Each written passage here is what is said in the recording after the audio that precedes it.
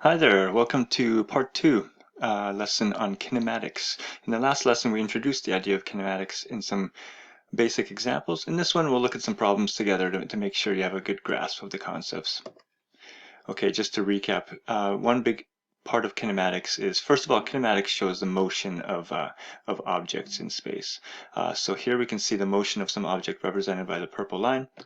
We can say that that path there is called the distance traveled by the object. That's the actual path taken, and you can just find the length of that to find the distance traveled.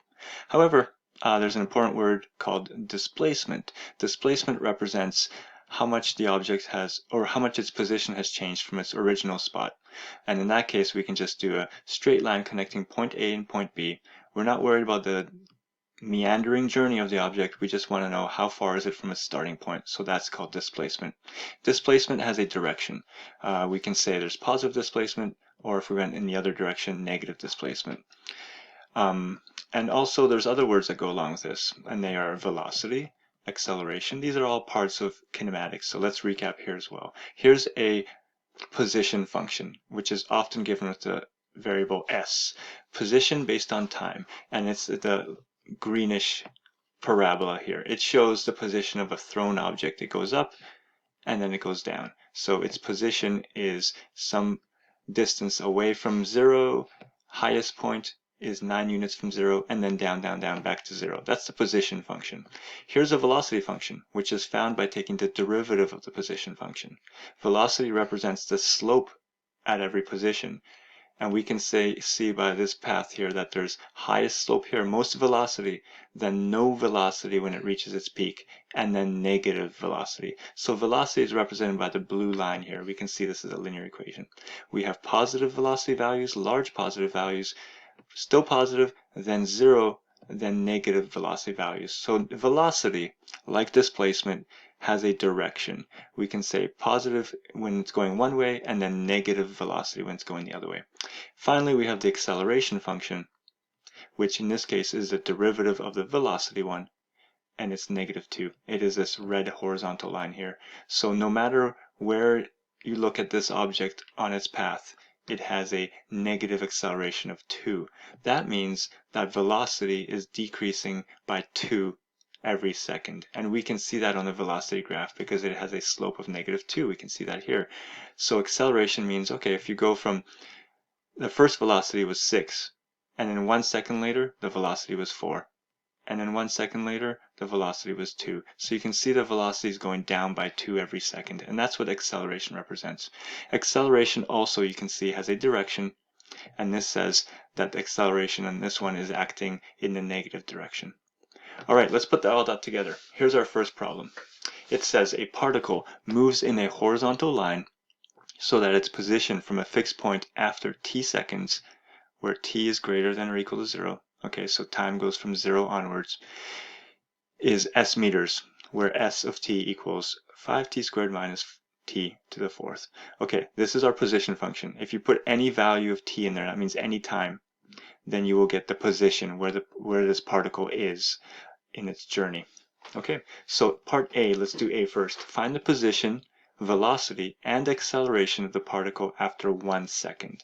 So you're going to be putting 1 in this function, but you need to figure out what the velocity and acceleration functions are. Okay, try that out. Okay, so for A, we have these answers. Put 1 into the position function. You find out after 1 second, the particle is 4 meters away from its starting point. Velocity, derivative of position function, which is this function here. Then you put 1 into the velocity function, and you get this. So the velocity after 1 second is 6 meters per second positive. Again, the sign of the velocity function matters. So that means it's still increasing in speed. It has a positive velocity. It means it's still, I guess it's still moving in that direction, right? And then to find acceleration, we take the derivative of the velocity function, and we get this function, and then put 1 into that function, and you get this. So like our example, this one shows that we have an acceleration of -2, that even though it is still going in that positive direction, as velocity showed us, its speed is decreasing every second. All right, try question B and C now. Okay, determine whether the particle is speeding up or slowing down. and then find the values of t when the particle is at rest, when it's not moving. Let's take a look at those. So for B, we have this. Since the velocity and acceleration have opposite signs at t equals 1, and I kind of mentioned that with the answers already, the particle is slowing down. Velocity was positive, but acceleration was negative. That means every second the velocity is going to decrease, so it must be slowing down. Okay. C, find the values of t when the particle is at rest. Okay, it's at rest when it has no velocity, right? At rest means it's not moving, and that happens when velocity is 0. So we take our velocity function, set it equal to 0, and we solve. We can factor this, and when we factor it, we get two possible answers. So at time equals 0, it has no velocity. That makes sense. At time 0, it was just at a starting point. It hadn't moved yet, no velocity. And then at time square root of 5 over 2. Okay, so those are two times when it has no velocity or it is at rest. Okay, try D. Find the time intervals on which the particle is speeding up and when it is slowing down. All right, so trying D. Here's how we're going to approach it. I'll help you get started and let's see if you can figure it out. So here's how we do it. We already know when it has a velocity of 0. Now we need to figure out when it has an acceleration of 0 as well. So we take the acceleration function, set it equals 0, and we get this value. Okay, so now we're going to put those on a number line. So here's our number line. We have two values we found, 5 over 6, square root of that, and the square root of 5 over 2. This was when acceleration is 0, this was when velocity is 0. And now we want to see what happens before those locations, because we know, again, it has no velocity, it's no acceleration here, no velocity here, but what's happening in between, that's what's important. So that's where we deal with, it's kind of like a first derivative test. We're going to find out what is happening to velocity and acceleration before this point, between these points, and after this point. So you're thinking of values before that, between those, and after that, and you're putting those values into your velocity and your acceleration function. Now let's say you had a positive velocity and a positive acceleration. That means it has a velocity in one direction, and that velocity is also increasing in the same direction. So if you have the same two signs here for velocity and acceleration, it means it's speeding up. But if you have two different signs, then it means velocity is going one way, but acceleration is acting against it, so it's slowing down. So try to find those signs here, and then you can answer when it's speeding up, when it's slowing down. Okay, let's check your work. Here's a table that summarizes the findings from here. We can see the same sign here, and then different signs here. So here is when it's speeding up, and here's when it's slowing down. Again, here, velocity is in one direction, and the acceleration is acting in the same direction. So it's speeding up in the same direction. So it's speeding up.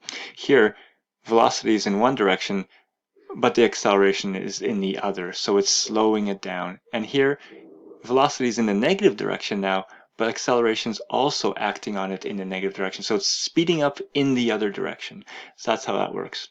All right, great problem to kind of put those things together. Let's try E now. Find the total distance the particle moves in 3 seconds. Okay, the key to this problem is velocity, because when velocity changes, the particle changes direction, because when velocity is positive, it's going one way, and when velocity is negative, it's going the other way. So velocity of 0 is when it changes direction, but the direction change when we're trying to figure out the total distance traveled is unimportant. So we need to figure out how much it travels in one direction and then add how much it travels in the other direction, and that gives us our total distance. So what you're going to do is take, when is velocity 0? Well, we figure that out at this point here. When time is root of 5 over 2, that's when velocity is 0. So that's when it's changing direction. So find out how far it travels until that point, and then find out how much it travels after that point. And the way you can do that is by using your original function, your position function. So you can find the position at this time, and it tells you how much it has gone from its starting point. And then you can find the position at 3 seconds, because it says here in the first 3 seconds. So find the position at 3 seconds and see if you can use those numbers to figure out the total distance. Give it a try. Okay, let's check our work for that one now. So here is how we can do it. So first, like I said, you put when velocity is 0 into your position function. And when you solve that, it ends up being 6.25 meters. So that tells you, well, first of all, we know that when time was 0, position was 0. So it went from 0, and then at this time it is now at 6.25. So it traveled 6.25 meters. Okay, great. And now we can say, okay, at s equals 3, so at that ending point that it wanted us to figure out, s equals 3 goes in there, sorry, t equals 3 goes into the s function, and we find out negative 36. So now we know, well, we know it changed direction here, and then it went the other way. So it went 36 meters in the other direction. But it went 36 meters from a position of 6.25. So it didn't just travel 36 meters, it traveled 36 plus the 6.25, because it traveled from 6.25 back to 0 and then onwards to negative 36. So it actually traveled 42.25 meters in that span after the time was root 5 over 2. All right, so add those up and you get your total distance. Maybe this is a good time to pause and just kind of consider what it has here, because this is an important concept. It's not difficult, but it's important because it really highlights the difference between displacement and distance and how we use velocity and so on. Okay, you're ready for problem 2. So we're going to try ABC here first. So take a look at the problem, very similar to what we had before. We have a position function. It wants you to find the velocity function. It wants you to find the initial position and the initial velocity, and then C, find when the particle is at rest. So very similar steps to what we did before. Give it a try. And now let's check our work for A, B, and C. There's the answers. There's the velocity function, which is the derivative of position function. There is the initial position, so 0, initial means at time 0. 0 goes into the position function. So initially it sits at a point 3 meters on some kind of whatever. If 0 is somewhere, it begins at the 3 meter mark. And then velocity initially, again, 0 goes into the velocity function, and it had an initial velocity of 60 meters per second. In C, you're finding when it's at rest. So when the velocity is 0, right? Set the velocity function equal to 0, solve, and we have 2 times. It was at rest at 2 seconds and at 5 seconds. So that means at 2 and 5 seconds, it's changing directions. Remember that when velocity is 0, it means it's changing directions. Okay, now let's take a look at question D and E. So find when the particle, let's go back to question, find when the particle is moving left and when the particle is moving right. Okay, this is when you're using your velocity, and your velocity tells you if it's positive, it's moving right, and when it's negative, it's moving left. So let's check D and E. The particle is moving right from 0 to 2, and 5 to infinity, because that is when velocity is greater than 0. That's when velocity is positive, right? So we're putting in values. Again, it's kind of like doing the first derivative test. We had our velocity was at 0. Let's go back to here. Velocity was 0 at 2 and 5. So we can take those values and make like a number line and check what happens before 2, check what happens between 2 and 5, and check what happens after 5. And that's what we can figure out here. All right, and finally in E it says draw a motion diagram. So I put this one here. Motion diagram tells us how it moves. So we know at time 0 it was at 3. I think there's an error here. That should be above the 3. At time 0 is at 3, and then it moved to right. And at time 2 we know it changed direction until time 5, and then it changed direction again like that. And you need to have the distances marked on here. So if you know it changed direction at time equals 2, you have to put 2 into the original function, the position function, and it'll tell you its position at time 2, which was 55. And then it goes back, and at time equals 5, you put that value in here, and you figure out it was at 28, and then it goes in the other direction. So again, ponder this, pause if you need to, and how it's all connected. We have one more problem to try. So here's this one. Try to find the average acceleration and the instantaneous acceleration. Remember, when we're looking for the average always means you connect a beginning point and an end point together. So that means find out what the acceleration is at time 1, find out what the acceleration is at time 4, and then find the slope between those, like making a straight line between those two. So find the slope for this one. And then instantaneous acceleration means you just put, well, and for A you will need the acceleration function, right? And for B you'll also need the acceleration function, but this time you'll put time equals 3 into the acceleration function, and that will tell you the acceleration at that moment in time. It's like that value put into that derivative, right? And C, let's see if you can figure that out. And now let's check our work for that question. Here's A, B, here's C. You might need to pause, check your work carefully. Hopefully you're doing okay. These are not so bad once you've given it some thought. You can do it.